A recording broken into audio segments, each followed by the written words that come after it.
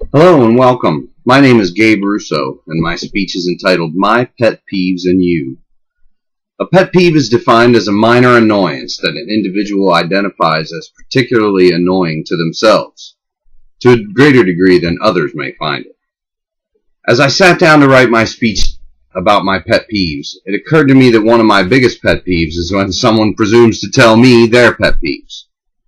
What makes these people think that the things that mildly bother them would be of any interest to anyone other than themselves?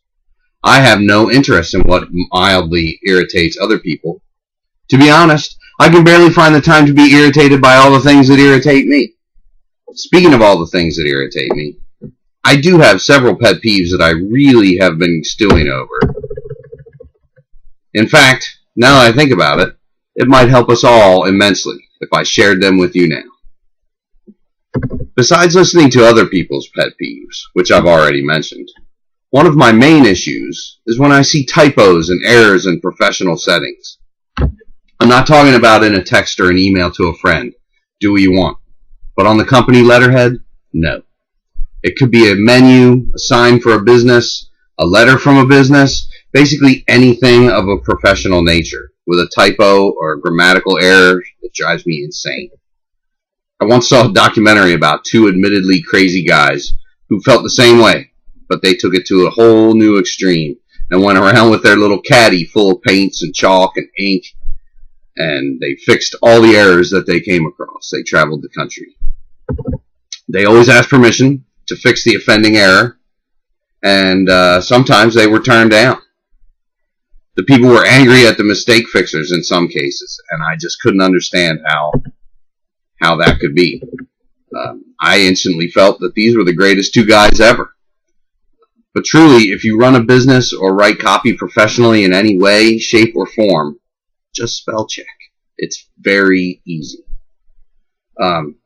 Really, that's the only pet peeve I could think of. Not really that much irritates me. Well, I guess there are the people who take their young kids to R-rated movies. When my family and I sit down to the newest Saw, the last thing we want are more kids around.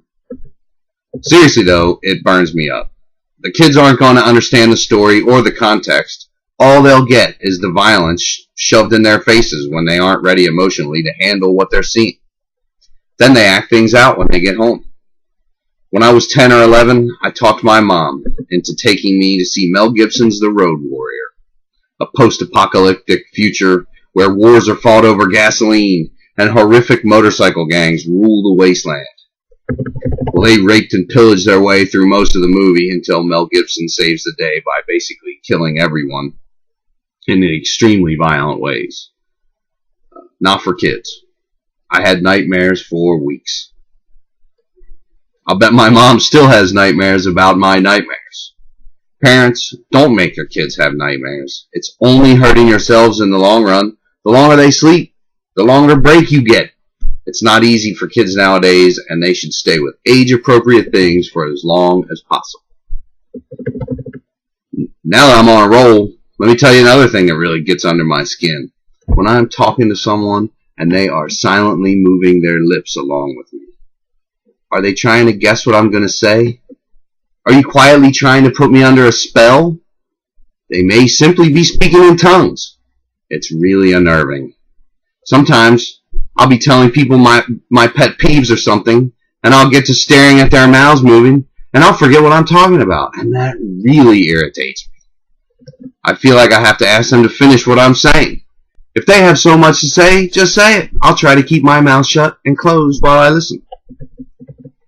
Well, I really enjoyed getting that off my chest.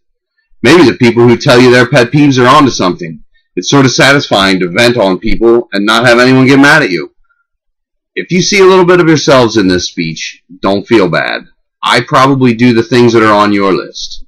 But maybe we can all get our pet peeves list together and fix all the ills in the world. One pet peeve at a time. Wouldn't that be great? Or maybe we would just get together and irritate the heck out of each other.